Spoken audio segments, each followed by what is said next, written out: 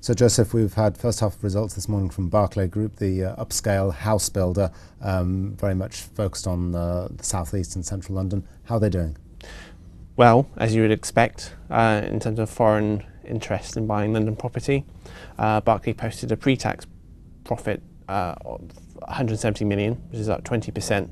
And you have to remember, Berkeley is incredibly cash generative, and it's actually very disciplined in terms of returning cash to shareholders. So those shareholders also get a 90p per share dividend, which is quite high. And you have to remember, Berkeley Group is kind of famous for calling stuff very correctly. Like way back to the early 1990s, they spotted that people were going to move back to city centres. In 2008, they spotted very early that things were about to blow up, and they kind of held on to their cash. And this time around, they are pretty much, correctly spotting that Asian interest in London property, in particular, is still very strong. There's one other kind of interesting detail in their results, which is that they got only 117 of their sales were under Help to Buy, so local first-time buyers, and it's kind of amazing it was that much. Really. Yeah, very, very much top-end house builder, although, as you say, quite interesting that still the Help to Buy scheme did have some impact for them. But possible clouds on the horizon. Yesterday we had the autumn statement from the UK Chancellor, George Osborne, potentially a change to capital gains tax that might affect them. What is that? Yeah, I mean, it's milder than it could have been. Like the CGT change will only apply to future gains from April 2015.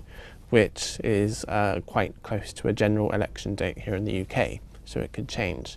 And the point about CGT is, well, it's a very different kind of tax to, say, a mansion tax, which is, they call it like a dry tax, basically.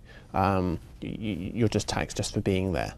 That's maybe more of a problem for a foreign buyer than CGT would be. I mean, if you're willing to pay £1.2 million for a two-bedroom apartment by Tower Bridge, you will wear, a CGT sort of structure compared to a mansion tax.